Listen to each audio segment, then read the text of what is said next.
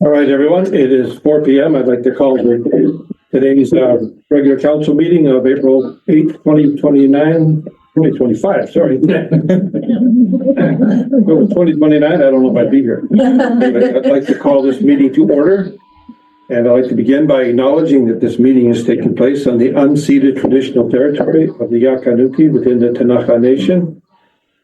And I would entertain a motion to adopt the agenda as presented. Motion to Councillor Baldwin, seconded Councillor Houghton. All in favor? Motion is carried. And then we'll take care of some minutes here. The minutes of the Special Committee of the Whole meeting on March 18th, 2025. Motion to adopt. Councillor Eisler, seconded Councillor Aries. All in favor? Motion is carried.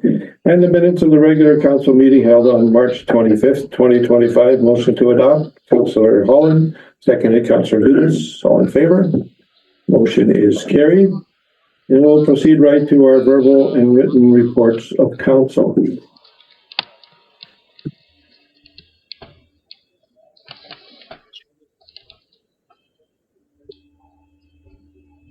No, I had nothing to do for the last week or two, so I went to a bunch of meetings. On the 27th of March, I attended the Border Mayors Alliance Collaborative Roundtable session, and a lot of strategizing going on with coping with tariffs and other things across the country. On the 27th of March, I attended a grizzly bear solution meeting, and I did that for two reasons. One, I used to be involved in catching grizzly bears, and secondly, local government was requested to be there, so I wore both hats at that one. On the 28th of March, I attended the Rural Health Leadership Group with Health Minister Josie Osborne and many of the communities that are having emergency room closures. And I didn't attend because we have closures. I attended because I fear that someday we will. And so we'll be having a Creston Health Working Group meeting tomorrow. I did the ribbon cutting ceremony with Councillor Dumas for the 100 Years of Ice display. On the 2nd of April, I attended the all recreation meeting of the regional district. On 2nd of April, the Creston Valley Housing Corporation board meeting. On the 3rd of April, Creston Valley Services Committee meeting. And I just wanted to isolate one point from that meeting. We decided we needed to discuss Canada Day events and what we're going to do going forward. So we, as a group, decided that trying to provide fireworks at times of fire bans is not practical anymore. So we will not be ordering fireworks this year. And if we did order them and we had problems with fire bans, we don't have a great place to store them and they have a short shelf life. So I appreciate Mike giving us that information. So then we looked at the possibility of drones. They're all booked up already. So we discussed with hopefully help from the chamber to get our community involved in as good a Canada Day celebration as we can have, because with all the uncertainty across the border and across the country, I think we really need to step it up for Canada Day, but without fireworks and drone shows. So I won't be singing any solos there. Councillor Baldwin.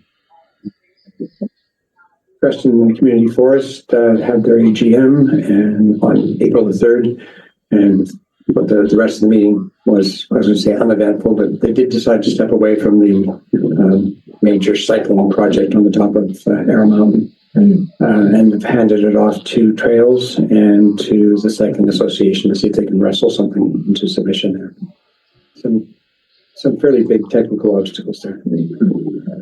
That's it. Councillor Dumas. March 29th, as Mayor DeBoon said, I attended the ribbon cutting ceremony for the 100 Years of Ice Sports.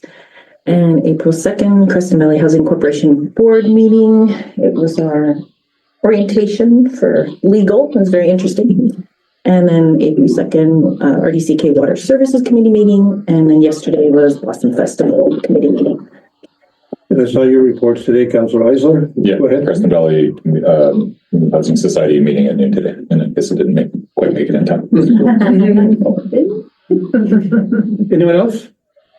I attended the Creston Valley Corporation board meeting as well, a report for that. Okay. Yeah. All right, that's all of those reports. So we will move on to Ministry of Housing and Municipal Affairs regarding preparing for potential drought conditions in 2025. It's on our agenda. Is there any comments or reports on that? No, Your Worship, I just forwarded that up to just out of the regular correspondence because it's something that council may want to just be able to be informed about, to make sure that it's sort of front and center as we head into our summer months in the future decision making regarding water restrictions in the past. You know, we've had decisions that we make premature to us actually requiring to put in water restrictions. Sometimes it's to align with what other things are happening in the valley. So when the province sends out that kind of correspondence, it just gives you sort of that feedback of where the province is projecting this year's water tables to be at to meet drought conditions. So all you have to do is receive that for information. All right. I'm going to request a motion then that the verbal and written reports of council be received. Motion to Councillor Holland, seconded Councillor Houghton. All in favor? Motion is carried. We will then move to the, I will request a motion that we resolve ourselves into committee of the whole to our next items of business. Moved by Councillor Berry, seconded by Councillor Dumas. All in favor? Motion is carried. We will get on to our committee of the whole business, starting with council direction request from the Chief Administrative Officer regarding the partner agreement between the town of Creston and the Creston Valley Housing Corporation. Okay, thank you, Your Worship. So as part of the formation of the Municipal Housing Corporation, for the town itself as an organization to provide any form of assistance, you have to have what's referred to as a partnering agreement. And that has to sort of define you know, what the assistance is going to be, and you know, any parameters around that assistance. And it's allowable under the charter, or it's required under the community charter actually, because you're not allowed to assist one business, including the one that you own. And so you have to sort of define what is it that they're providing from a service standpoint for the community. In this case, it's the delivery of attainable housing. And then you have to sort of outline the assistance that the town will provide in that support of meeting that mandate or that service. So this was drafted by our legal counsel, and there's been a couple of back and forth. So this is kind of the final document that would be considered for council for signing, as well as being sent to the Housing Corporation Board for them to have reviewed for signing. So as we're not at a point of like back and forth negotiations, this is really just that formality of being able to say, okay, this is the assistance, this is how we're going to provide or what we're willing to provide. And it also has some provisions that you can do partnering on very specific projects in the future as well. So in other words, you don't have to define the projects today, you can define the projects in the future based upon budgets, and I sort of address that. So just some of the very high level, the assistance that can be provided is the corporation may receive assistance from the town in connection with the development, investment, acquisition, sale of leased lands, management of the operation of the corporation, provision of attainable housing, and management of operation of attainable housing. So I know it's a kind of a mouthful, but that's built within there. In other words, as any staff assistance that's being provided at this point in time is allowable. Any other forms of assistance in terms of transferring land or anything like that, you know, is allowable. Specific assistance provisions include the town's contribution of funding. The commitment was $500,000. I think the agreement right now says $100,000 a year annually from the Growing Communities Fund. We're just staff are actually putting together a budget for the Creston Valley Housing Corporation, and we may need to look at changing that. Not the commitment overall, the $500,000, but just the timing of that. Is it may make more sense to make it a little bit more front loaded than $100,000 a year for 5 years. There's language in there for lending money, guaranteeing repayment of borrowing, or providing security of borrowing, which of course is also built into your rules of incorporation. And it's not committing the town to anything at this point in time other than what you've committed, but it just allows, the language allows that you can do that. And of course you can put in other agreements in place, for any specific lending, for example. So if you want to lend the corporation money, you can have an agreement in place saying that, these are the terms and conditions for such lending. There's an opportunity to provide an exemption from a tax or a fee. Our process, we already have a policy in place that We do a permissive tax exemption bylaw, and we review that every 3 years. And certainly, the council and the board may request it. Council may consider any permissive tax exemptions. The business model for this is that they will pay taxes. I mean, first off, they're legally obligated to. So the only reason that you would consider not charging them taxes or allowing them to go through the permissive tax exemption may have some sustainability reasons or whatever up there at the front end, but we do have a residential tax exemption bylaw that they would be eligible to apply for, which would then ease in municipal taxes on the residential portion of the building over that period of time anyhow. So, but that language is there, so in the future you could provide some exemptions if you chose to. And then there's other forms of assistance that's set out in Schedule B, which I don't have the schedule in front of me, but there is a list of other opportunities.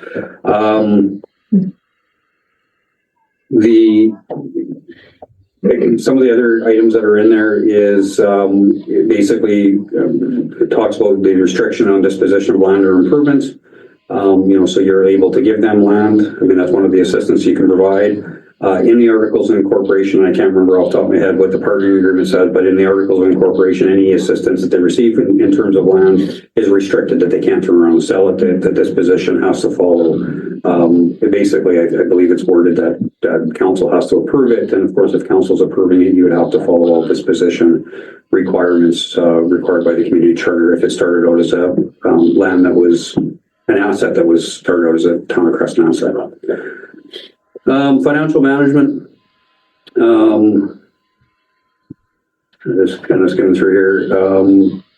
I don't know if there's anything specific to financial management in terms of assistance, but I think that we're right now, and again, that's captured in there, is that the town of Creston will provide administrative support at the front end of this, and that includes the financial management of the corporation for the short term.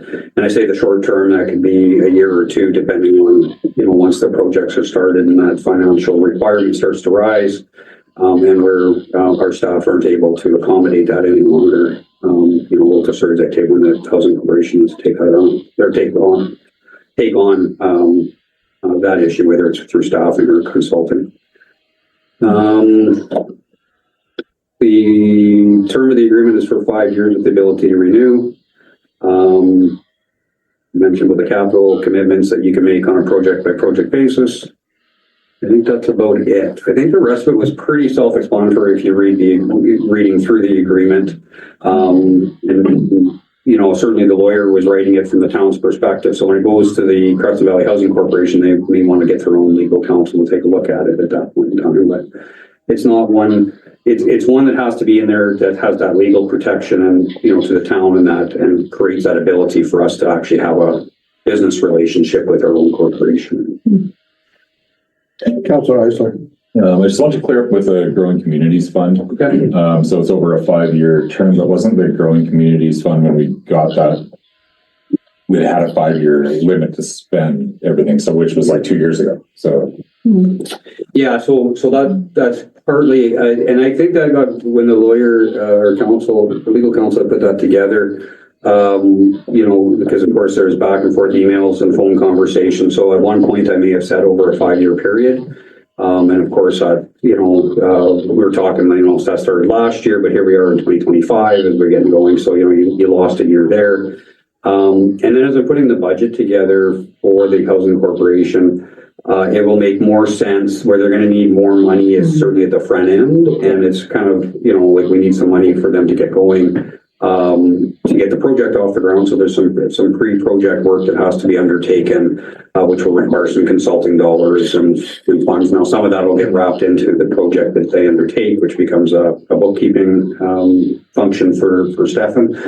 But either way, when the bill comes, you got to pay it. So So I'm going to probably suggest that's sort of expedited over, 2 or 3 year period. Because it's only like 2.5 years left or something. Well, for the total amount of that grant funding, we do have to find and earmark that for that. Yeah. Again, we've been very fortunate compared to many communities. We received that $2.3 million grant. We did buy a piece of property, which really, the interest that's been generated on the money has recovered all that plus some since that time. So really, I don't think we've really spent anything out of that fund other than the property purchase. Yeah, we did find a little bit out of it. Now it's not coming to mind. Yeah. But not, the housing corporation startup costs. Oh, yeah, which was, 30,000 or 35,000. So really the vast, which probably has been recovered with interest since the time we've had the money over the last couple of years. So essentially you basically, for all intents and purposes, you basically still have your $2.3 million grant sitting there pretty close, maybe, just a hair under, but I would think pretty close to that. So we do have to come up with, some projects for it. One of the delays certainly that I encourage and I certainly discourage staff of coming forward with a bunch of projects to utilize the funding is just for this conversation right here related to housing. Was at the time we were applying for the Housing Accelerator Fund for the federal government. We were very hopeful. And of course, that gives you a whole path if you got some money there, but you didn't get that money. So now there's a couple of things. Is one, we may not need any funding necessarily towards housing for the initial project on Cedar Street. Our plan is to utilize the provincial portion of the funding as the equity into the entire build for the financing for the other part.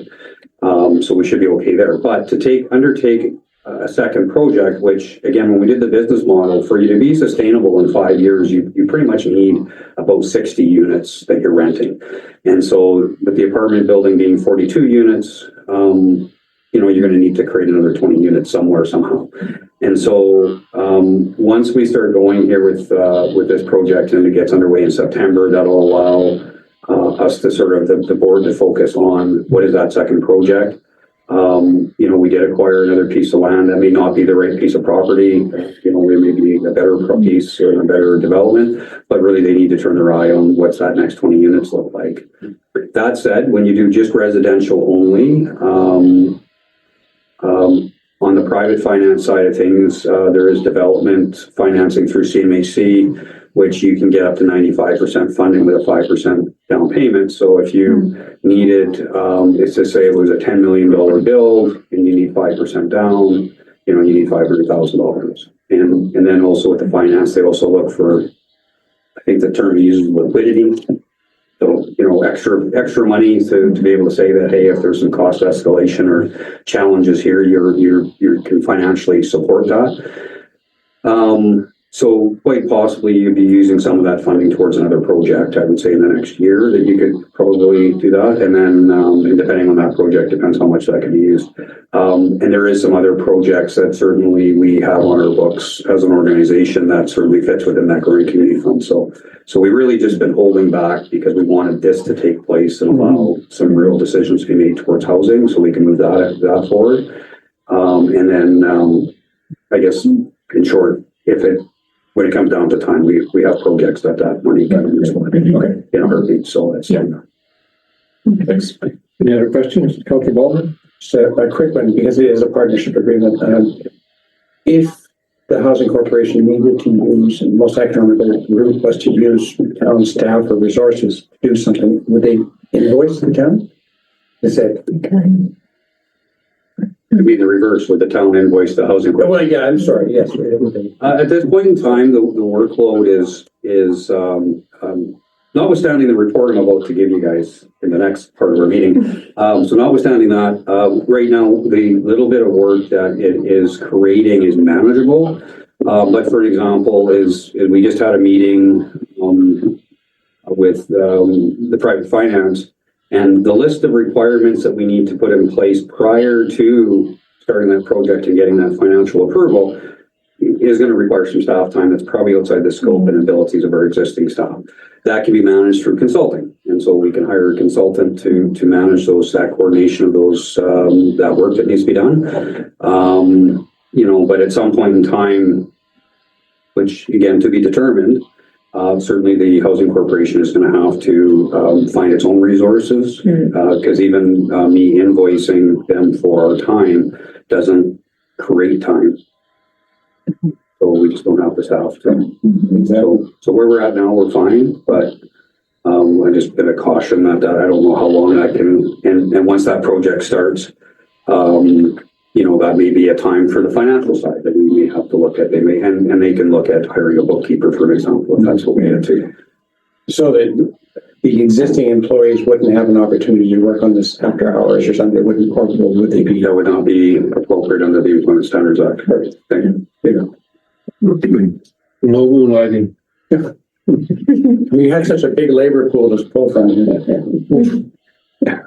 So this is a committee of the whole, so this is just a recommendation that the report titled Partnering Agreement, Creston Valley Housing Corporation, dated April 8, 2025, from the Chief Administrative Officer to be received for information, and further, that council directs staff to bring the partnering agreement between Creston Valley Housing Corporation and the town of Creston forward for final approval upon the completion of the Creston Valley Housing Corporation review and the required public notice provisions of section 24 of the community charter. So we go to that? Mm-hmm. We are. Okay. Well, that concludes our committee of the whole, but don't go home yet. And entertain a motion that council rises from committee of the whole. Councilor Dumas, second, and Councilor Arias. All in favor? Motion is carried. And so now we're on a regular council meeting, and we'll go with our division reports, starting with corporate administration, information report from the CAO regarding organizational realignment. Okay, so this is for informational for council, but it is kind of, it does have a little bit of a flavor of how it affects your decision making in the future and some of the stuff that we'll be working on as an organization as things will start to change a little bit.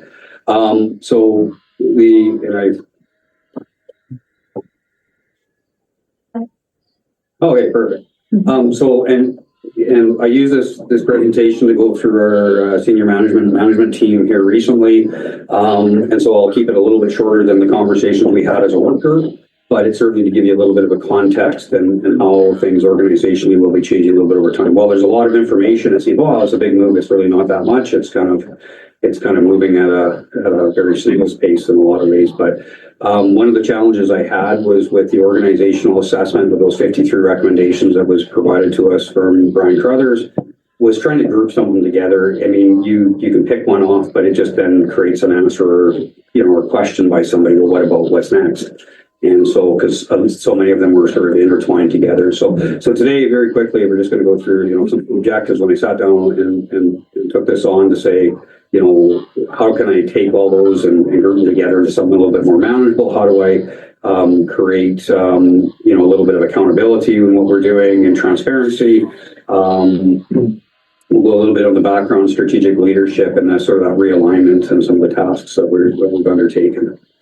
So, as I mentioned, we had that organizational assessment, and that's not a public document, so we haven't brought that out to the public, so it's the reason it wasn't attached to as a reminder to this report. But I wanted to put a couple of highlights there. One of the key things is when you read that front end of that assessment, that summary of findings really kind of forms that whole report, and you apply those issues to throughout all those recommendations. And it really starts with the first one, is that the high workloads have staff efforts focused on day-to-day tasks and problem solving, resulting in a lack of strategic leadership. And that's really the problem that then, the other three items below it are a result of that. And some of the other challenges are actually just a result of that. And it really just goes to that strategic leadership. And when I started looking at, how do we address that issue, what I started to realize very quickly is that there was a lack previously, and certainly no one person's at fault, but there were certain things that have fallen through the cracks. Nobody was really in charge of something, and I'll use the good example is cemeteries. So in cemeteries, for cemeteries to function, community services, they do the planning, they have the master plan. Infrastructure services cuts the grass and digs the holes. Corporate services has always, or the corporate services side of our organization has always done the paperwork and the contracts, because it's actually a contract that you're entering into with somebody. And And then, the financial side is sending out and doing the invoicing and collecting money. And that goes without, like with nobody really being in charge, that just flows nicely. It just happens until something goes wrong. Because all of a sudden, nobody seems to want to be in charge of that whole circle of how that all works interconnected. And that's when you suddenly realize there's a number of things in our organization where nobody's really, it's just been assumed everybody's doing it off the corner of the desk, but there's nobody actually in charge of that function or responsible to make sure that it's effective and efficient and we're doing a good job at it. I created some organizational objectives, to basically update our organizational structure sort of effectively and make sure we're transparent. We're going to minimize disruptions and support employees through the transition process. Again, it's not a very big move. There is a couple of moves with people. There is some impacts to staff, but very minor in nature and nothing that's really, that will receive any big pushback on. Increased strategic leadership capacity across all municipal departments. Really, a lot of that means is just making sure everybody knows what their responsibility in that strategic leadership is, and then also identify some long-term goals. Because now once we have this alignment, there's a couple things that we're able to do a lot more effectively than we were trying to do it before, and such as capacity analysis. We'll talk about the changes in our organizations very quickly, and I sort of define emergent issues because everybody can define it differently. So I want to make sure that we're talking the same language. When I say emergent issues, they're either legislated or downloaded to us by a high level of government. There's a change, just what I call a general change in community expectation. And a good example of that is social media. There's nobody decided that we were going to have a social media account, but if we turned it off tomorrow, the complaints will just start flowing. Right. And so it's just one of those things the community just expects it to be there, but nobody sat down and figured this out as who's doing it, how are you doing it, or whatever, but it's just all of a sudden it's a new service. 20 years ago, we didn't have social media. And then, of course, whether it's an urgent matter or public interest, and the homeless conversation, for example, would fit that conversation. It becomes an urgent matter, public interest. We may or may not have any responsibility in it, but it starts to consume staff time.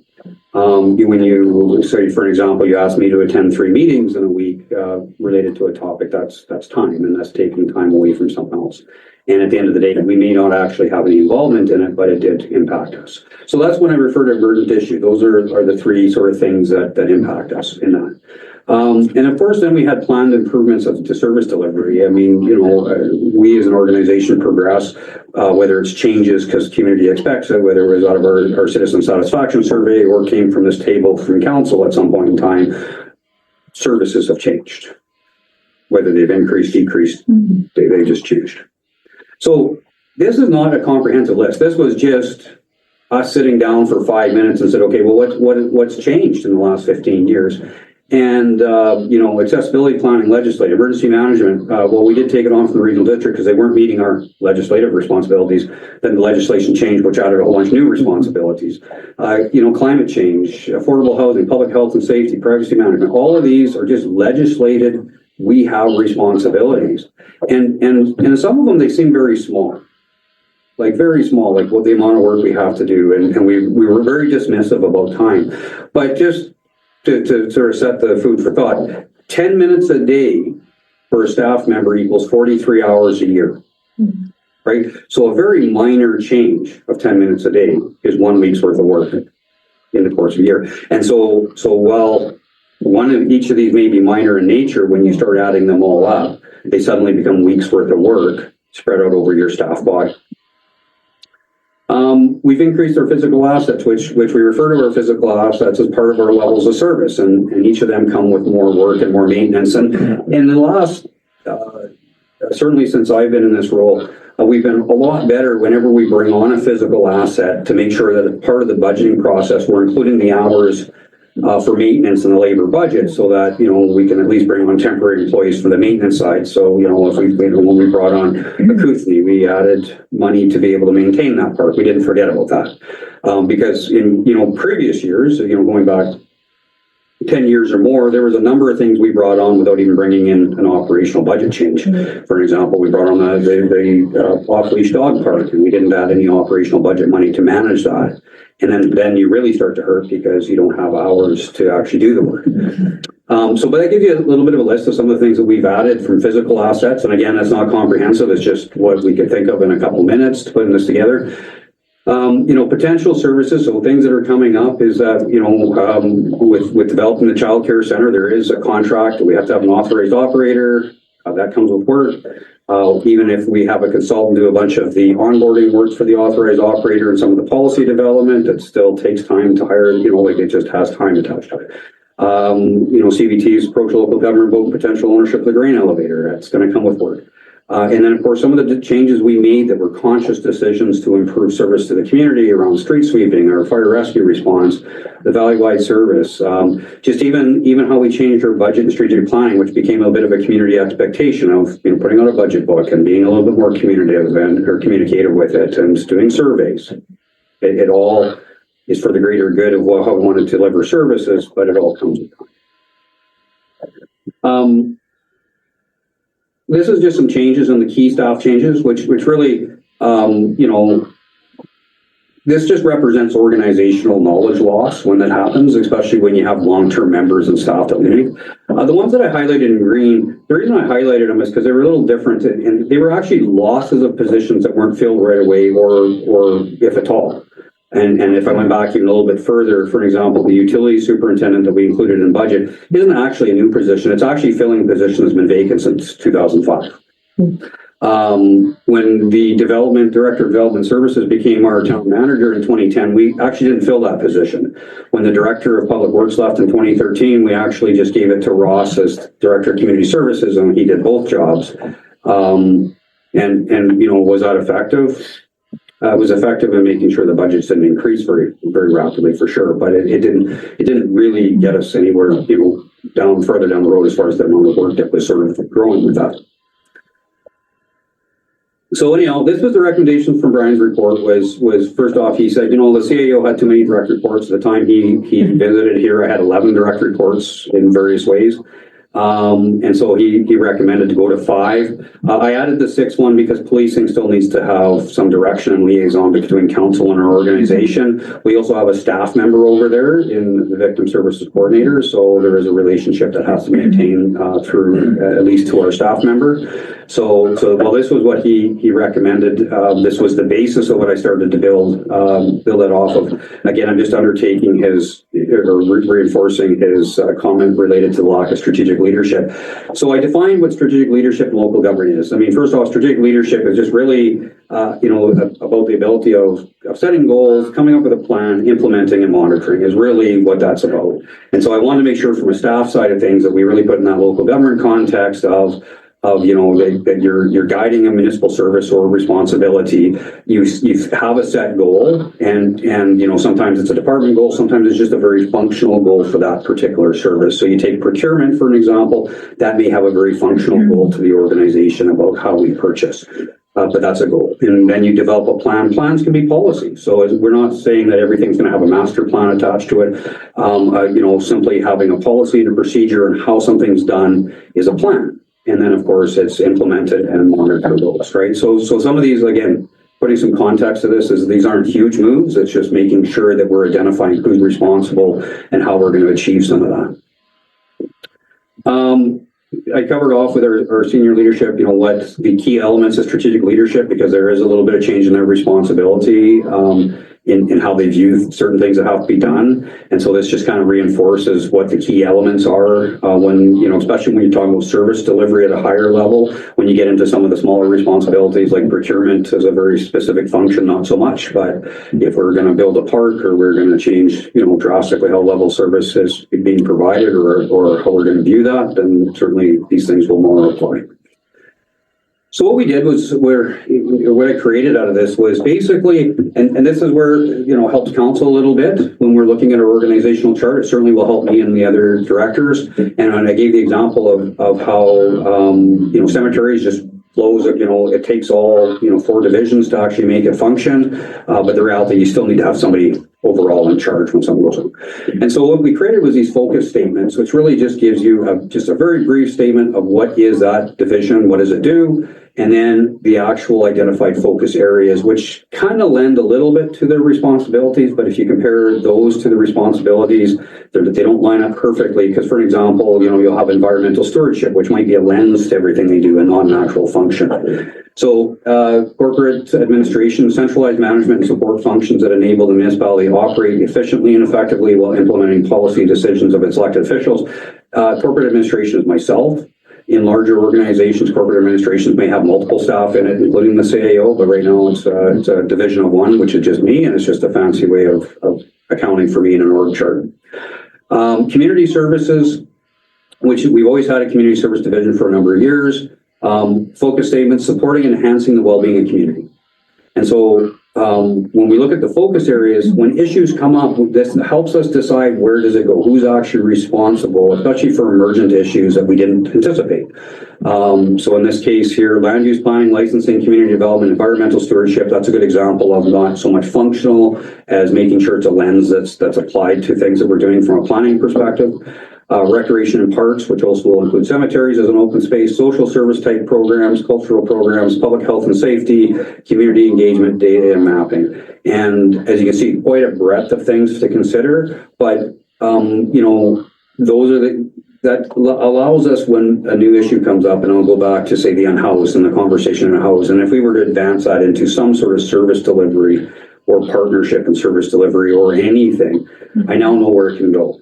That director is responsible for that well-being of community, and it kind of fits. And any growth of programs, that's where it would be, versus trying to find who in our group has those shortest to-do list and then giving it to the fire chief because he just has the most time on his hands, but he doesn't. But it may not be a good fit from a leadership standpoint, just assigning it to people that have less work than somebody else. Corporate services, one of the recommendations from Brian was to separate corporate services and finance, and so that was one of the opportunities we took here. So corporate services specifically is provide foundational support to internal and external stakeholders for delivery of municipal services. Their focus areas are administrative services, human resources, legal and governance, corporate communications, and records management. A number of those have some real legal issues attached to them as well. But really they're there and they do provide support to everything that every division does, whether it's about bylaws or records management or policy development. That is a real requirement of corporate services. Council also fits under this umbrella as well. This is where council falls under the administrative services side of things and legal and governance. Finance, their side is ensure the responsible stewardship of public funds while supporting sustainable service delivery and long-term community goals. Their focus areas, which line up fairly much to the work they actually do, is budget and financial planning, revenue collection, accounts payable, receivable, payroll, financial reporting, cash management, which really is about our investing and how we manage our cash on hand. Auditing, which is legislated, grants administration, which is kind of a new area, which we'll talk about how we deal with that. And again, dealing with some of these things may be just policy driven, not necessarily somebody doing the physical work. It may still be done by all the departments. Purchasing, procurement, risk management, and information technology. Information technology is one that usually can fit under corporate services. In the case that Stefan's been dealing with IT and contracts for a number of years, it just makes sense to leave that there for now. Infrastructure services, focus is plan, develop, maintain, and upgrade physical assets and systems that support community well-being, economic growth, and public safety. Their focus areas are probably not very surprising in roads, water, waste management, storm water, solid waste management, fleet management, public works, which public works by its own definitions is like, street lights and sidewalks, and, it's just the maintaining of some assets. Facilities management, asset management, and development services, which is really about subdivision approvals. Because we have development, which is about land use policy, and then you got development, which is subdivision approvals. And subdivision approval, what's important, why it should be in infrastructure services under our engineering and stay there, is that in a subdivision, when somebody's subdividing, they may have to put in roads to our standards, water systems, there are water lines and sewer lines that we take over once it's all subdivided, and they have to meet our community standards. So it makes sense if when we build it, we need our manager of engineering to do all the planning and work for it. It would make sense then if somebody's coming in to do a subdivision and they're planning to do that they are working with our engineering department, not with, say, our development or community development manager, right? Protective services ensure the safety and security of the community by proactively reducing risks, responding rapidly to emergencies, and fostering a resilient environment, which sort of captures the whole emergency management side of things. Focus areas, fire rescue, first response. I broke that out separately because that is a contract that is an optional thing that we can provide through BC Emergency Health Services. Emergency management, climate readiness, public safety education, and fire code enforcement. And I said, again, separate out that fire code enforcement. There's a legislative responsibility attached to that. And the public safety education really is, kind of fits with emergency management as well, and fire, and then police services, which I actually stole I think that's all from the RCMP website, so I made sure that I wasn't giving them any duties that they were. But it's just a view of when we have something come up, who's responsible. This helps us guide us if we want to know who could be at a table for a certain topic. This tells us that when we should be inviting our staff sergeant or detachment commander here. But ensure the safety, security, and well-being of the community through balanced approach of law enforcement, crime prevention, and community engagement. And these focus areas are, like I say, right from the RCMP website: crime prevention, investigation, emergency response, community policing, traffic enforcement, victim support, and specialized units. So that's just kind of the focus areas. That helps us really when something new comes up and we say, okay, well, we've got a whole conversation about whether it's about unhoused or the situation table, and maybe that's a good example, because the situation table is typically has local government involvement in that coordination role. And now when we get that, it allows us to look at this strategic or organizational chart by strategic focus, and I know where it needs to go. And then I know with that, it allows me to do a capacity analysis of that department, so that if, for example, it's community services that's getting overloaded, we know that we can look at how we can deal with that capacity issue. And when we look at capacity issues, by the way, again, it's not about hiring people. That can be a result of solving a capacity issue, but it also allows us, how are we doing things? Can we change expectations? Is there another way of doing it? Allows us to look at what is the challenge there. Contracting out, consulting. There's always lots of solutions when you look at capacity analysis. But that's sort of the organizational chart by strategic focus, which really allows us, provides clarity on the who. So who is responsible in the organization? Again, when I was doing this exercise, there was I can circle probably a half dozen things that there's nobody in our organization that was responsible for that.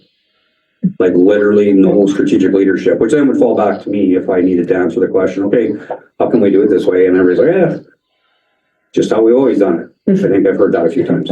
And so now what this does is really clearly in those managers' positions, you are responsible for it. Doesn't mean you're going to physically do it, but when it comes to the policy, even about procurement, if everybody's still going to do their own procurement, we need to have policies on how it's done, why it's done, and what's effective, and then monitor it to make sure that we're meeting best practices or doing the right thing organizationally.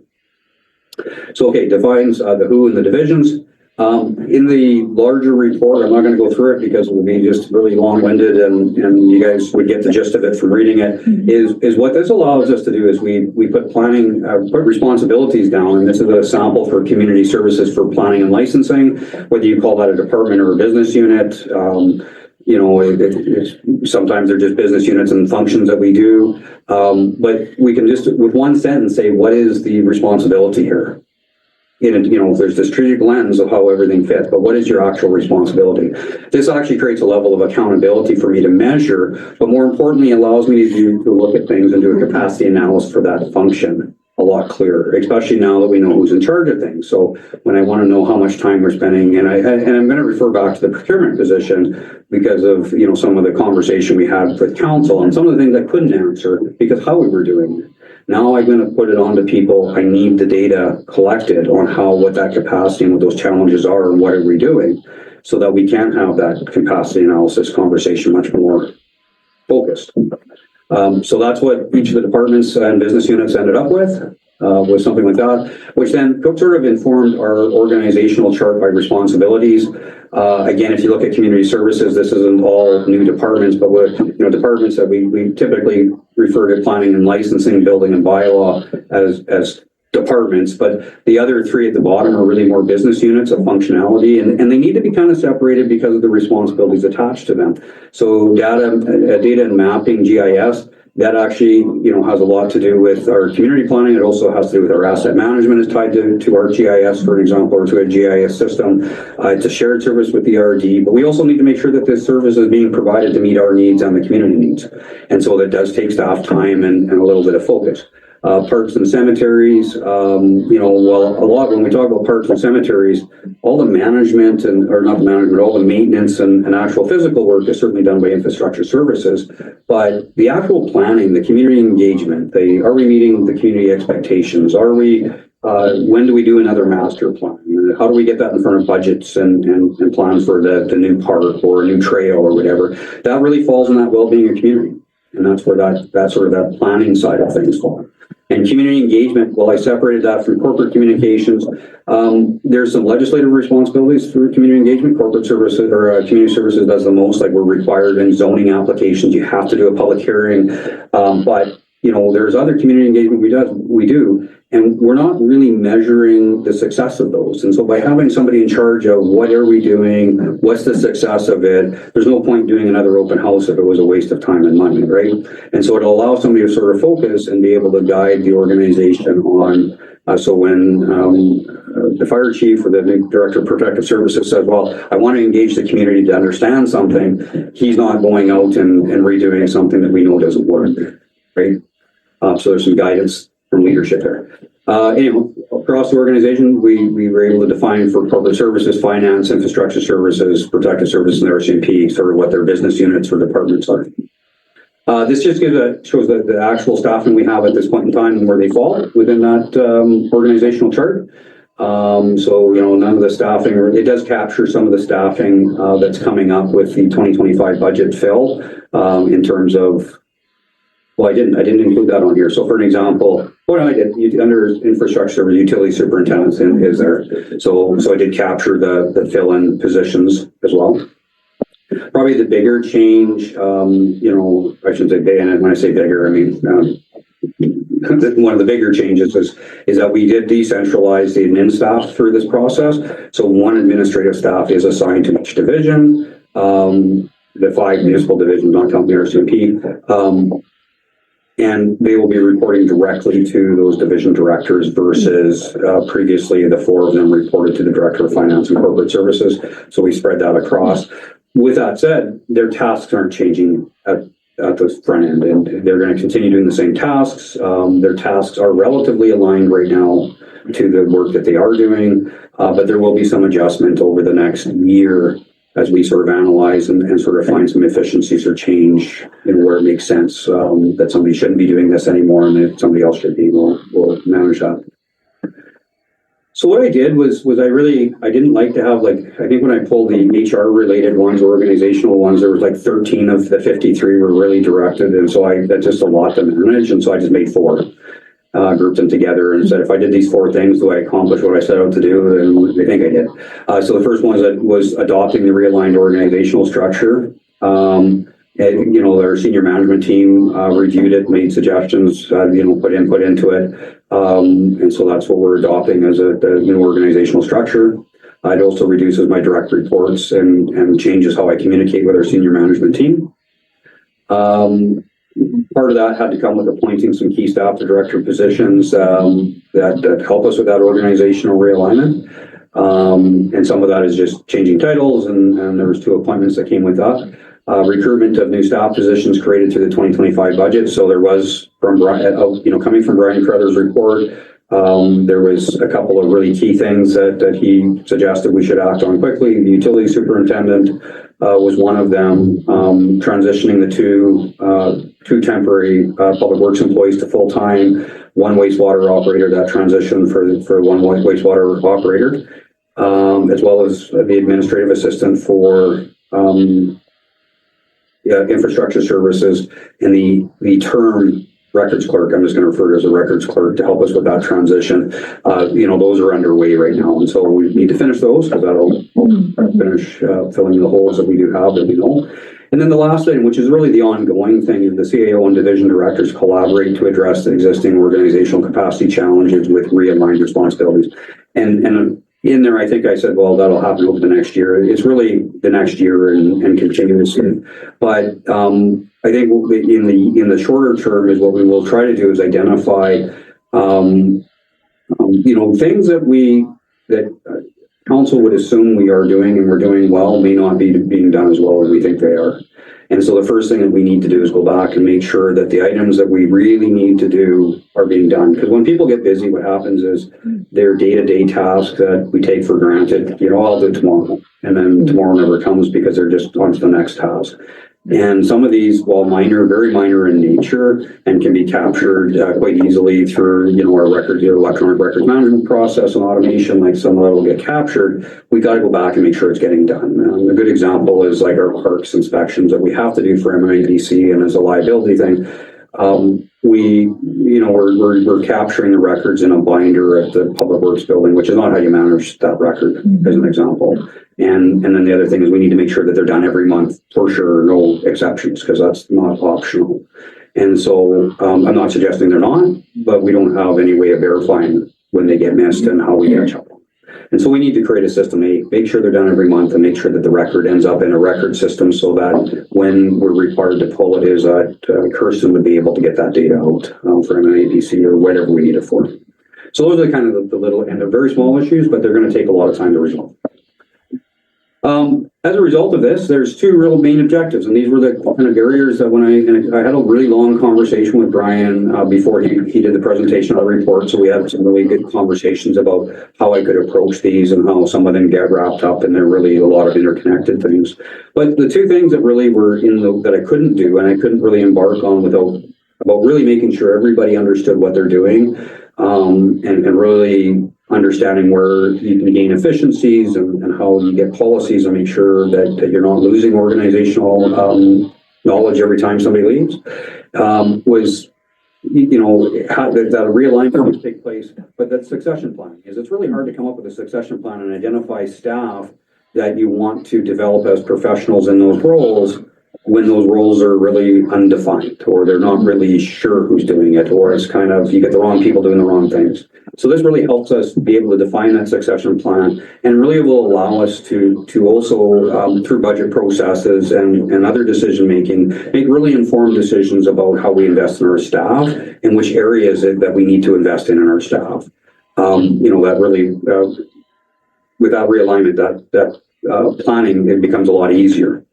Why we do succession planning, again, I won't read it, but in short, it is the best employee that you can hire as a professional is one that you trained and built up within your own organization. All my years in the fire service, like 99% of everybody in the fire service, the fire chief started at the bottom and worked his way to the top. And without succession planning, those organizations wouldn't function very well.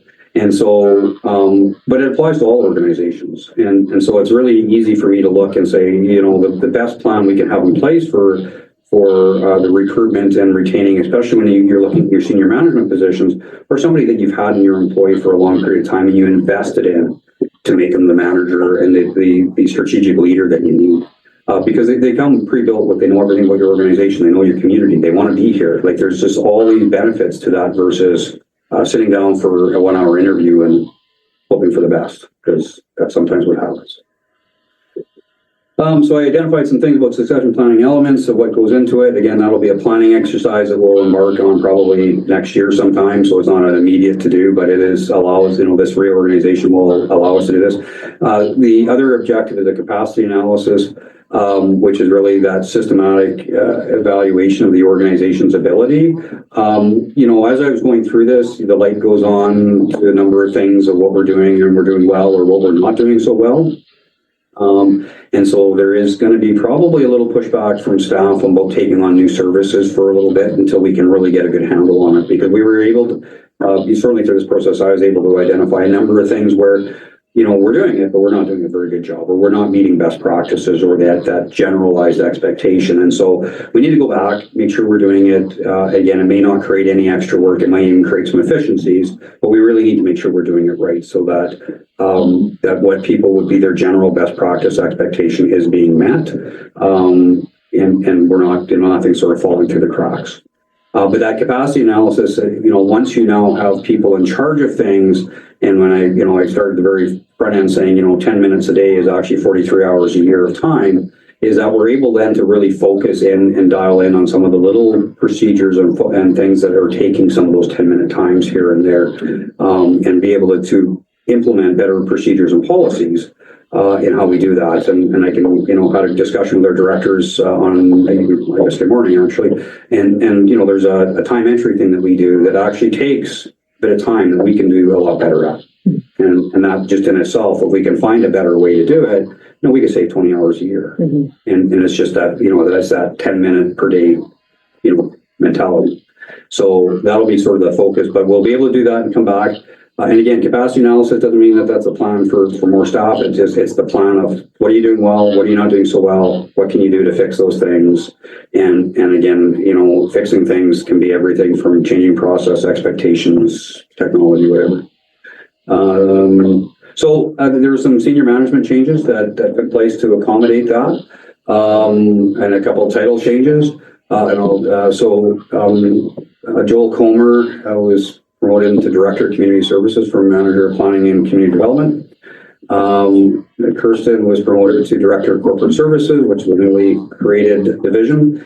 Brad Zeffley, we did a recruitment process to replace a retiring Director of Infrastructure Services. We placed Brad in that position through the recruitment process, so that was part of that. So he's now the Director of Infrastructure Services. That creates a vacancy as the Public Works Superintendent. We did post an interim Public Works Superintendent position for internally only for our staff to apply for. I got 7 applications. I think we know who we're going to select in the coming days here. So next day or so, we'll make the announcement who are interim, and that will be for a 10-month position to get us through into the next budget cycle. Not that it has a budget implication, but it allows Brad to work through a budget cycle and get him through a probationary period before we fill that position permanently. The Public Works Superintendent one, and Stefan's title changes to Director of Finance, and Jared's title will change to Director of Protective Services. And that was effective as of yesterday. And then the recruitment update that would come out of the 2025 budget. So these are your budgetary issues that we dealt with last year in budget. Transition to 10 positions to FTE in Public Works, which have been completed. We completed the FTE at wastewater, which budgetarily that was increasing a half-time position in utilities as part of the budget. Recruitment of Director of Infrastructure Services, which has been completed. So the 2 that haven't that's coming up is the recruitment of the Utility Superintendent and the Administrative Assistant. The focus will be on the Utility Superintendent first. The Administrative Assistant we may actually push off into May, because one of the things I need the Director of Infrastructure Services to do is sort of frame up that initial work, because it is a new position. And so we definitely want to make sure that we line up what some of the expectations and work will be out of the gates for them. And then the recruitment of the term records clerk for transition of electronic records. We're going to probably start later this month. We would like to get them in place and up and going before Creston was off on her parental leave. And so, yeah. Questions? I know I went through that really fast. I imagine you read the 53 pages in a row. Yeah. Councillor Hutton. Yeah, so I think it looks great, and really, I think will make it easy for staff to know what's expected of them. When you make a big change like that, are you looking at, so last year you introduced us to a dashboard. Are you looking at bringing that dashboard in to try to do some metrics around what it's working and where your capacity's at, or like, how are you? Well, I think the first thing is by having, so I'm going to go from 2 directors and myself as senior managers to a team of 5, 6 actually, when you count myself. So that's a huge difference right there, is we're going to have a different capacity in that strategic leadership lens almost immediately. But I think what we need to do is do an inventory. And again, I don't want to get too far into the weeds with it, but But there is just a number of things where we just as an organization have grown up where there's been really no clear responsibility in who makes the decision for it. And I'll use procurement as an example. Well, finance has always, had purchasing policies and stuff like that. We don't really have any goal setting or plan for procurement in an organizational sense. And that addresses one of the recommendations that Brian had put about either, getting a procurement specialist or looking at software and stuff. You got to take a step back and say, okay, well, who's actually responsible for that? And while it's always kind of been a finance thing, I think now it's really clearly defined for finance that is your responsibility. Organization, whether you're doing it or not, that is your responsibility. And that's just one of many examples. I can go through the organization where we're just doing it, but nobody, was really tasked with, you are ultimately responsible for that goal setting, that policy and procedure, to accomplish those goals. The other thing about what's really important here when I say that you can get your succession planning done a little bit easier as well is one way that you maintain organizational knowledge when people leave is through policy and procedure. And one of the things that we lack is a lot of policy and procedure on certain task level type things. And again, pick on procurement for an example. We do have some purchasing policies, they're not addressing all of procurement. And so with that is then, as Stefan defines that, and as the organization starts to work with those new procedures and policies, clearly that's organizational knowledge that's now captured because they don't go anywhere. And it also allows the next person or Stefan at a later date to look at those and say, okay, what's changed or what's the opportunities? What's the next step? So before you can look at a specialist or a software, you really need to know what the goal is and how you're going to, and maybe one of those two things help you achieve that goal. That becomes part of your plan, but you really need to know and identify what is the goals of each function before you set out on fixing that. So. Councilor Baldwin.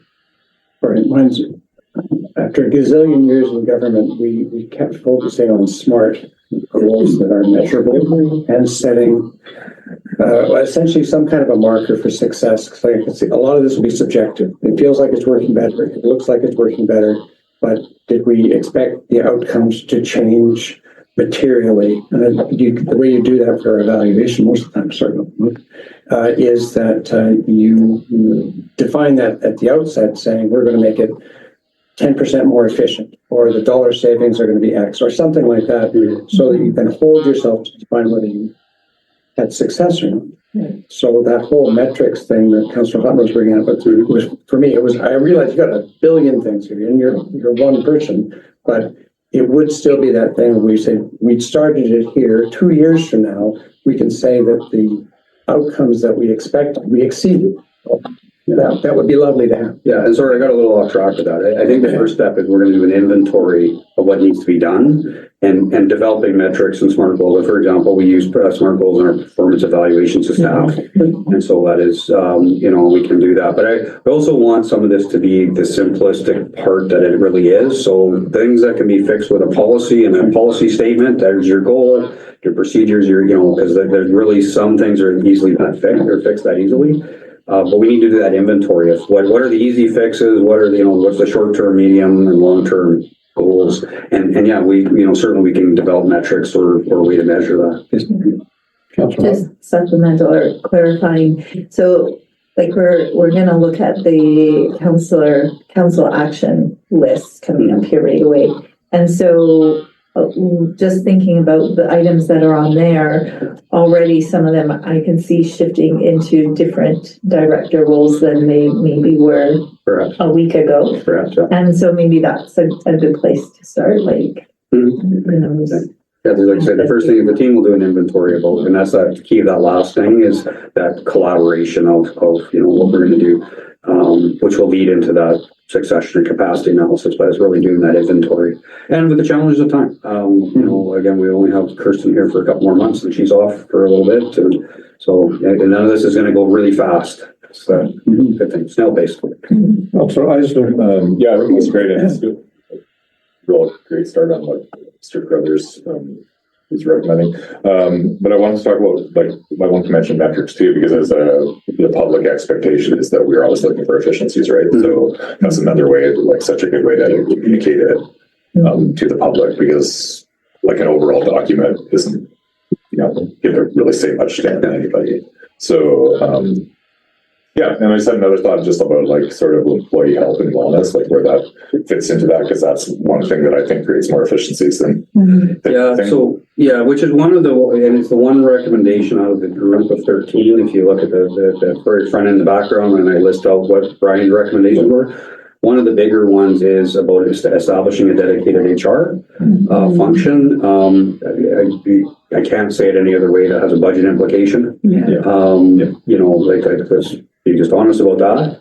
As well as we also need to set some expectations. So again, before we set the plan in place, we need to understand the goal. And one of the things that Brian, had said to me on the phone is that you need to quit thinking of yourself as a small organization with 20 people working in town hall, because you're just lying to yourself. You actually have 40 plus full-time staff, and you have 50 plus paid on call firefighters, which are employees. They impact your work safe the same. They use your benefits the same. They can sue you and create liability the exact same. You must treat them the same under Employment Standards Act. And so really you have over 100 employees. And as soon as you look at it that way, he goes, I don't know an organization that can manage 100 employees without having a dedicated HR person. And so and again, traditionally not through no fault of anybody. I mean, that's not anybody's fault. And when you employ that, and again, so unfortunately, it's probably a budget implication, and we're just not sure what that's going to look like. So we'll put that aside. But now if we think about when we do address that, how that changes organizationally, the fire chief spends a fair bit of his time, hiring and recruiting his work experience and paid on call firefighters. And if you transition that into an HR role and gain some efficiencies and consistency that reduces your risk, it also frees up your fire chief's time. So we want to be able to look at those kind of things and say, okay, how does this organizationally help, not just that function in itself. So, but that really does lend itself to have capacity to really work on better health and wellness initiatives. I think organizationally, those are the challenges we have from a capacity is things like that with HR, and that's why he's making that recommendation. Thanks. Any other questions? I just wanted to mention that it's a very comprehensive list on really what it takes to run a municipality or a town. And if I could, I would condense that into a little pocketbook. And when people ask me, what do you do in town? What does everybody do? I can say, here, read this, and then come back with questions after this. Because there's a lot in there, and there is a lot that goes into running a town. And there's such a huge variety of tasks. And when you see it all written in a comprehensive list like that, realize it's like you say, this is not a small corporation or a small entity. There's a lot going on here, and it takes a lot to deliver services to our citizens, and it isn't simple. It's more and more complex as time goes on. So I appreciate this in-depth report and all the information that's in it. Having said that, we will move on, and I would then request a motion that the report titled Organizational Realignment dated April 8, 2025 from the Chief Administrative Officer is received for information. Councillor Baldwin, seconded by Councillor Houghton. Discussion? All in favor? Motion is carried. We'll move on to our next item of business, requests for decision from the Chief Administrative Officer regarding Creston Valley Kootenay Lake Economic Development Restructuring Initiative. Thank you, Your Worship. So this is just to request a letter of support from council to allow us to apply for the ETCBC Building Economic Development Funding Stream. It's just a good opportunity to do a little bit deeper dive on the strategic plan and sort of address some of the governance issues, with the shared service and that particular service. Sometimes it's hard for me to even keep track of, how that function works, because we have an economic action partnership, we have a shared service with Service 108, we have a director that funds it from Service 107. It's not clear what he's funding, when he funds it, it's kind of ad hoc, and really a service shouldn't be ad hoc. I also think it would do really, a great deal of good to look at that governance model to help whoever's going to be running it. Right now, it's under contract with KES, their own extension, but and assuming maybe the future stays with KES or whether they go in a different direction for how they administer and provide economic development, that providing that governance structure and trying to keep the elected officials at the elected official level and get staff to be, accountable and reporting on actual functions seems to be a good opportunity to do that, considering that we need to renew that contract. Any questions? Hearing none, then I would request a motion that the report titled Creston Valley Kootenay Lake Economic Development Restructuring Initiative dated April 8, 2025 from the Chief Administrative Officer be received, and that council authorizes the mayor to write a letter in support of the town of Creston's application to ETSI BC Building Economic Development Capacity Stream for the Creston Valley Kootenay Lake Economic Development Restructuring Initiative and authorizes staff to submit an application for funding. Councillor Collins, seconded by Councillor Baldwin. Any discussion? All in favor? Motion is carried. We move on to our council action list, and I guess I would just like to ask if there's anything there from that list that you would like to hold to have a discussion on, or is it we just we'll just have it as a list for information, perhaps? Okay. Then I would request the motion that council receives the council action list dated April 4th, 2025. Motion 2, Councillor Dumas, seconded Councillor Houghton. Discussion? All in favor? Motion is carried. We'll continue on with the request for decision from the corporate officer regarding the delegation of authority bylaw for adoption. Thank you, Your Worship. So Council has had the opportunity to have a presentation on the delegation of authority bylaw on March 11th, and then first 3 readings of the delegation of authority bylaw were completed at your last council meeting on March 25th. So this is just the final so that we can adopt it and make those amendments as discussed. Okay, I'll request a motion that the report titled Delegation of Authority Bylaw dated April 8, 2025 from the corporate officer be received, and that Delegation of Authority Amendment Bylaw number 2020-2025 be adopted. Motion 2, Councillor Houghton, seconded Councillor Aries. Discussion? No discussion on adopting the bylaw. All in favor? Too late. Motion is carried. Request for decision from the corporate officer regarding the citizen satisfaction policy survey.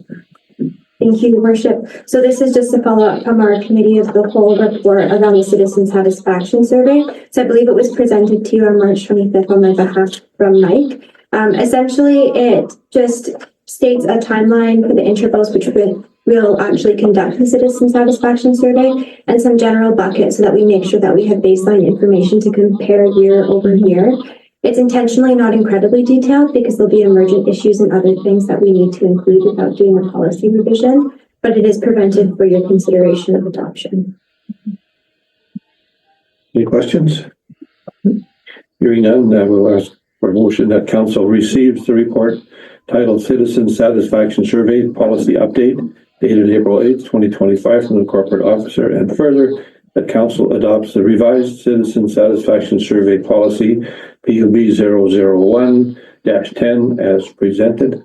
Motion 2, Councillor Baldwin, seconded Councillor Houghton. Discussion? All in favor? Motion is carried. And next is the request for a discretionary grant from the Creston Valley in the Raw Art Society to support the Clay Fest of July 12th. The request is for $500. Did we support them last year, or is this the first time? This is the first time I've had a request come forward from the Creston Valley Art Society for this particular project, and we do have $2,600 left in our council's discretionary grant fund. Okay, and I read from the report that it was very well attended last year. Yeah. So I would, I guess, entertain a recommendation from someone on council as to the size of the grant. That's tricky. Let me see, 2,600 left, right? And we're Councillor Baldwin? To not get too far out of the range of normal grants, which are usually in the $250 to $300 range. I would go for $300. It's we'll see how it goes and compare it to next year kind of thing. But anyway, I would move $300 as a discretionary grant. Any other thoughts? Actually, I should ask for a seconder first. Seconder? I would second that. Okay, Councillor Holland. Any other thoughts on this or discussion before I call the question? Councillor Dumas. I'm just wondering if there's a way to sponsor so that we can use our advertising budget instead of using our discretionary grant. This would fall more under your discretionary grants bucket, because it is a nonprofit society doing a community event, so it kind of is well situated for this role. Yeah. Thank you. Okay, all in favor? Motion is carried. They will get a $300 grant from us. We'll move on to recommendations from Committee of the Whole. So let's recommend a motion that recommendations number 1 to 3 from the March 25th, 2025 regular Committee of the Whole be adopted as follows. Recommendation number 1, that Council received the March 25th, 2025 Council direction request titled Town of Creston Parks Master Plan Draft from the Manager of Community Planning and Development. That Council received the delegation from Evan Peterson, Barefoot Planning and Design regarding the Town of Creston Parks Master Plan Draft, and further that Council directs staff to present to the Town of Creston Parks Master Plan and a summary of community feedback and revisions made to the draft plan at an upcoming regular council meeting for council's consideration. So I have a motion on that one. Actually, we're going to do 1 to 3, are we not? Sure. That's recommendation number 1.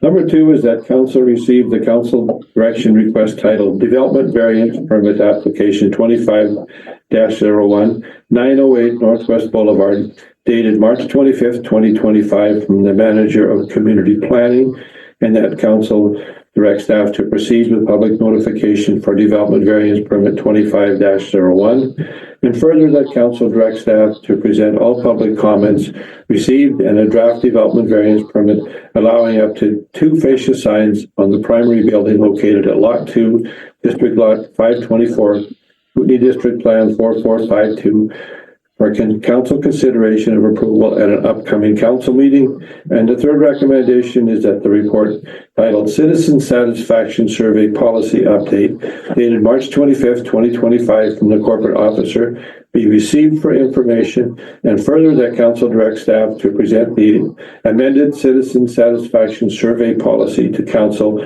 for adoption at the upcoming regular council meeting of April 8th, 2025.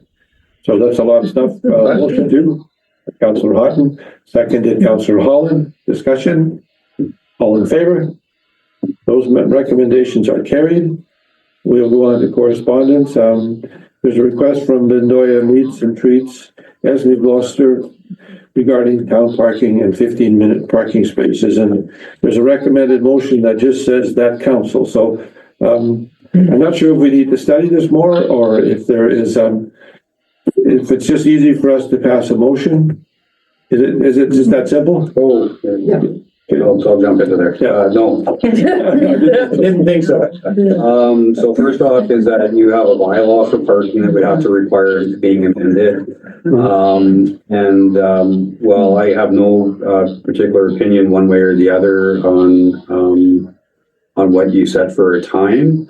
Realistically, you're creating an enforcement issue, which if you're going to create an enforcement issue, I would strongly recommend that we take a step back and look back at reinstalling paid parking.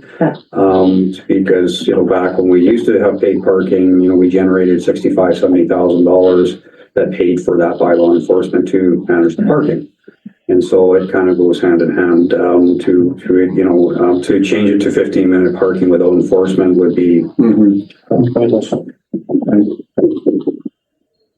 Councillor Baldwin? I think a big thing would still be, because this is a huge change for the community, like to change to back to pay parking. That needs to be handled really carefully. Otherwise, there would just be really annoying people going, my business is failing we have a business that's challenged because the parking is tough. But if people don't come because they are literally conditioned not to pay for parking, it could be a much bigger impact than just the cost of enforcement. Councilor Eisner. Yeah, I'm not in favor of paid parking on downtown, but I was wondering if this, you know, in the future, if we can carry on with like highway realignment, and then things would be changing in the downtown core anyway. You know, that, who knows how long that's gonna take, but, you know, to really do it think about making comprehensively. big changes at this point doesn't really make a lot of sense to me. You know, I think 15-minute parking can be really useful, whether or not it's enforced.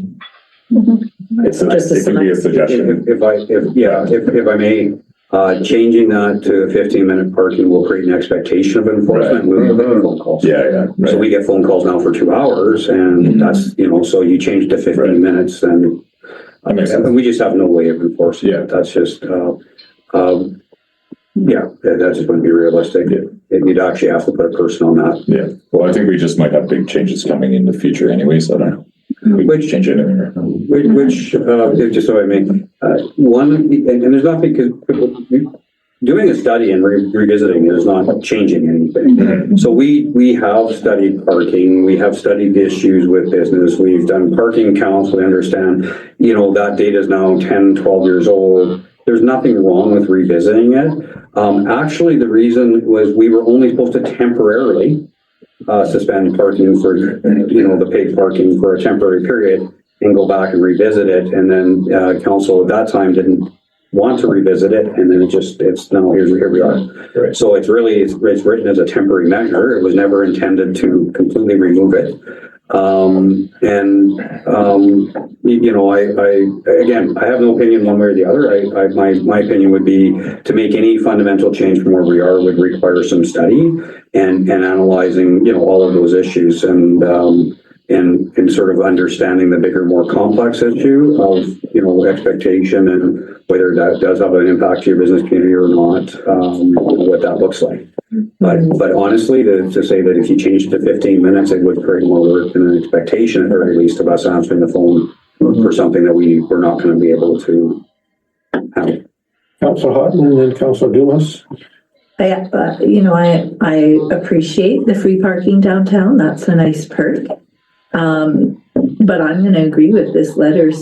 There are many times that I've had an intention to go to a shop downtown, and after circling the block once or twice, I change my plans. So I don't doubt that we have businesses that are missing out on customers. And so I do think there's value in readdressing a decision that was made to suspend a few years ago. I don't know why it was suspended, so maybe it doesn't hurt just to look at that again and see if there's value in maintaining. To give you the history was we had there were just members on council that had chosen that to be their issue, so that was their issue, to eliminate parking downtown. So that was part of it. The one thing we do to address it, and so again, the part of that study we did in I'd have to go back to see when it was, 2011, 2012, 2013, somewhere in there. Like, it's been a while, so we're probably over 10 years now. But one of the things that we do, which is why we bring on summer students in bylaw, is that when, you know, we don't actually have a parking problem if employees to businesses park in the parking lots and side streets appropriately. And that's just a fact, because what happens when we bring on the bylaw students in May, end of May, the first 3 days is they go around and they put warnings on vehicles, shock tires, and put warnings on vehicles. Right now, if you drive down the Koothmy parking lot's empty, and what you would see is after the first week of them putting warnings, as that parking lot gets fuller and fuller and fuller, the bylaw officer goes out, hands out 3 tickets, and all of a sudden you have ample parking downtown, and you won't be looking for it. It really is a business owner problem. We have our bylaw officer has been in, and again, I won't state the names of the businesses. When you're dealing with a corporate manager to a corporate store, they tend not to care about their customer service, and they tend to say, well, my employee parking at the front of my door, I'm not to enforce that. We find that odd, but that's a corporate manager who obviously doesn't really care that way. Then you have, small business owners who really do care, and the neighboring business, not so much. And so, we've battled those challenges, and our bylaw officer, addresses that in a proactive way throughout the year. We had one employee from a business that we targeted that parked outside, and they would every hour would literally go move their car forward a foot or two. We actually videotaped it because, of course, you chalk the tire when you come back and the tires move. Well, we were kind of curious how an employee was doing it. Well, every hour they were out there and moved the car forward a foot and back a foot. And so, one would have to say that the business owner and manager knew that. And so that's really your challenge is really about parking. When it comes to actual number of spaces and actual usage, we have more than enough parking, and it's really not a problem. The problem is that not everybody gets to park at the front doors, including the staff of businesses. So that's the fundamental issue that we learned. And that's why council at the time had chosen that. So is that, if we can get employees and businesses to enforce people to park where they should be parking, the turnover for people, like there are very few people that go downtown and park for longer than 2 hours shopping, for example. Councillor Dumas first. I'm curious about the 15-minute parking that's by the liquor store, Jimmy's liquor store, and then also there's the loading zone by Creston Place. Do those get monitored, or how do those? Those are typically just by complaint, but and I'm not sure. Unfortunately, don't know if anybody here from that department right now. I'm not sure if those are identified in bylaw or not. There's a couple, and I want to say the one next to Creston Place was just the building owner popped that up. That's actually not enforced by bylaw. And the one at the liquor store might have been the same. Okay. Those may not be by bylaw. They could be just suggestions by the business owner. I was wondering about, if, I hadn't heard that issue, but if employees working in the spots, if there's a way to, address that through the chamber, potentially talking to people or something like that, or, it wouldn't be something we could have business license, but maybe there's a mechanism at least to communicate that. Yeah, I just want to say we've tried for a long period of time, and it just and so what works. New chamber. What has worked? Yeah, new chamber. It could be a new issue or an issue to bring up, but what's really worked is the summer students. Right. Again, the first week of May, we just sent them out and they just write stick them on vehicles, and suddenly by the first week of June, there's no problems, and the Kootenai Park will be packed with cars. So. Just looking at the demographics of our community, we do have an older population who experience mobility issues. And so saying that we have a Kootenai Park and you can park out behind the bank, etc., I think it still makes it a challenge for some people to access businesses downtown when they have mobility challenges. And so, I don't see harm in trying to change what the parking looks like on the streets downtown. I drove downtown today. There was no way anybody was sliding into anything without lots of circling and watching who's coming out of store stop into a vehicle. So I think there's value in looking at it. What do you think? Well, I see it as the business issue. Tell your employees to park at a Kootenai Park. The town will allow that, and give them a place to go. But I wouldn't have thought that would have been an acceptable choice either. But those people who are employees are mobile, presumably. So it's not the customers you're affecting. You're just telling the employees to, And that's like I said, when we bring on the bylaw summer students, that's what takes place. Because you surprised me, the downtown, if we walk downtown and we actually understood who the owners of vehicles are, you're going to find that 50% belong to the businesses themselves, and whether it's employees or owners or managers, sadly. And it's sad. But which was one of the issues we didn't have when we had parking meters, is that actually crept in afterwards. I just have 2 points here. One, if people have mobility issues, they generally have a handicap permit and there are handicap spots throughout the town. And I know sometimes they're taken. but they're conveniently placed down the downtown core, and I've often seen them open, so that's one thing. And the second thing about parking here, it's a perception issue. Our town has actually lots of parking, and when we compare it to the city of Nelson or even Okanagan cities or anywhere else, people would happily walk 2 blocks or more to the store they want to because that's the closest they can park.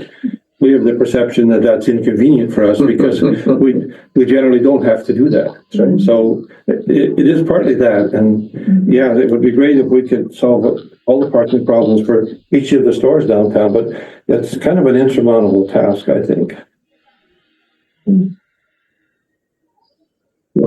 Just to clarify, I think I recall in a previous meeting, that one of the issues, if we were to look at paid parking again, is that we may not have meters Well, that are functioning. yeah, so I would go back to, I think what you want to do is restudy the program for the issue, because I mean, things that have changed is that, you know, we know the inventory of parking spaces, we don't know the trends of how they're used, so I think you need to go back to that, understand what the parking dynamics are. And then as far as, you know, solutions, if you were to choose, because there's other options, again, you know, you can have enforcement without paid parking.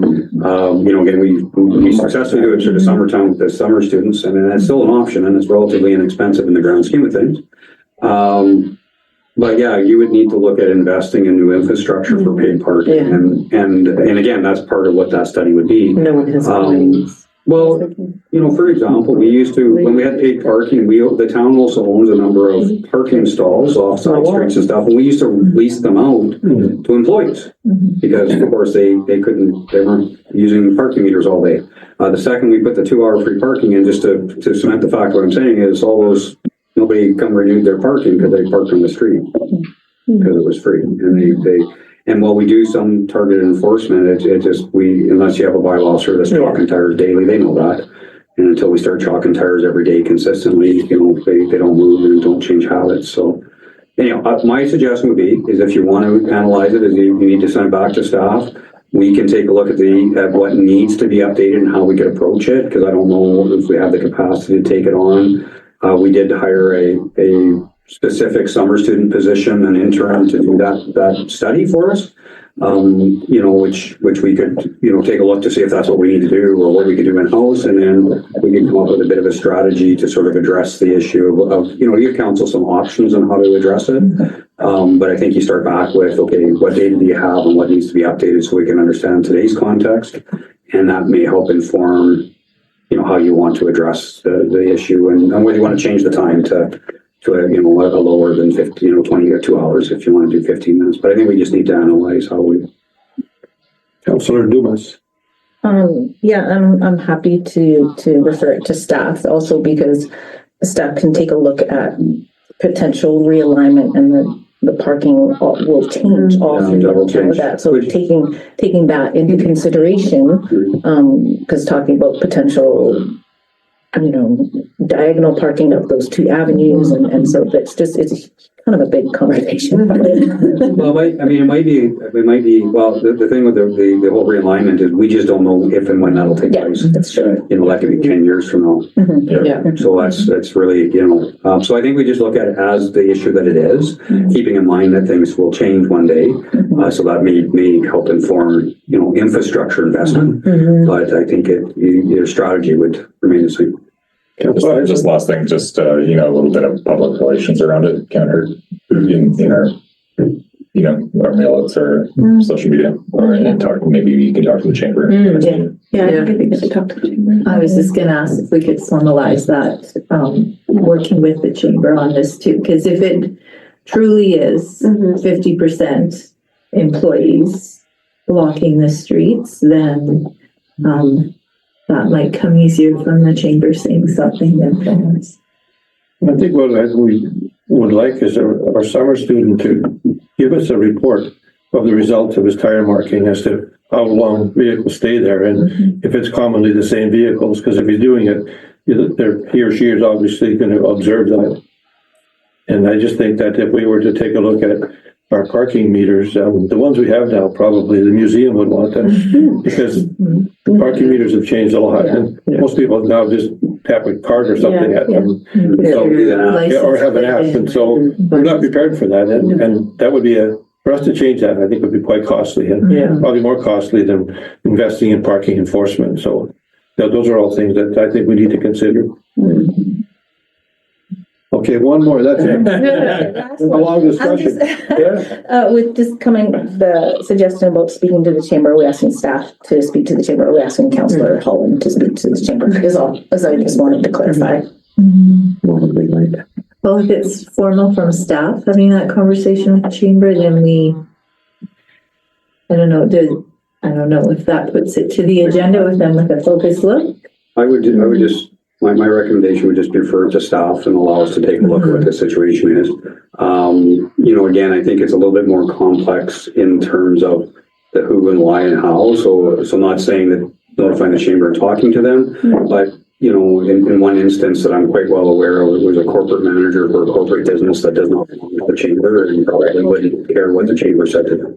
So I'm not, I think that's not necessarily the answer to the whole solution either. So I think you just refer back, we'll take a look at the data and try to come up with what it would take to update the data so we can make some informed decisions about how you'd like to move forward. I think is the best approach. And out of that would probably include talk to the chamber, or if there's going to be a change in timing, how we communicate that to the public. But So what I would ask then is staff summarize what you've just said as a response to this letter, because it's a request and we could send a lot, provide information to Mendoya Meats that staff are looking into this.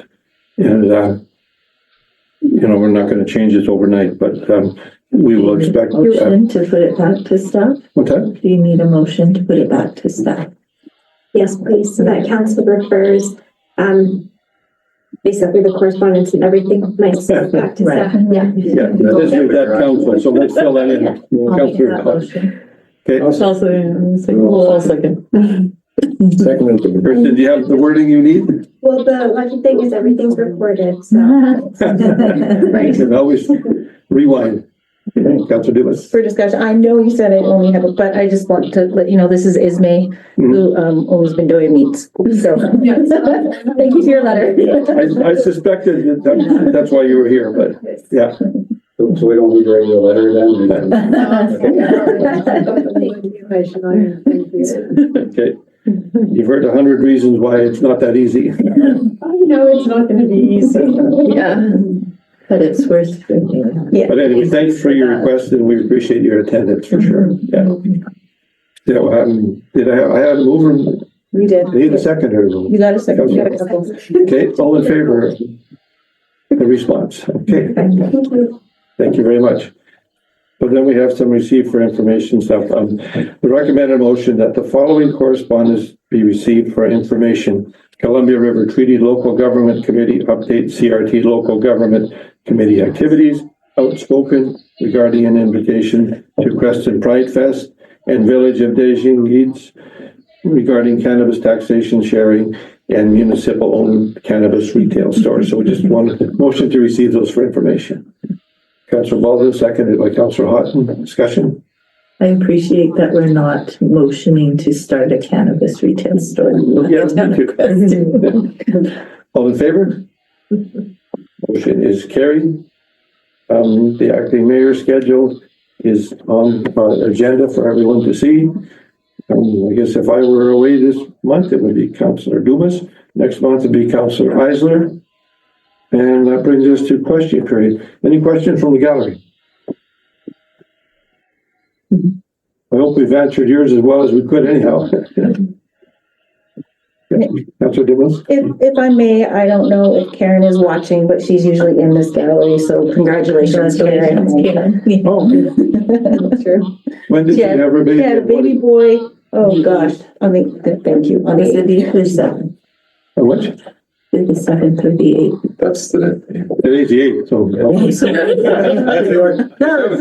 a few days ago. Figure that out. He's a baby. I'm sure she is as relieved as anybody because she was very due when I saw her last. Yes. Okay, we will take a 5-minute recess and then we will move to a closed meeting. So thanks everyone for attending. I just have a motion. I'll motion. Okay. That's done by Councillor Weiser, seconded by Councillor Harris. All in favor of that? Motion is carried. And we'll reconvene afterwards, in the closed meeting.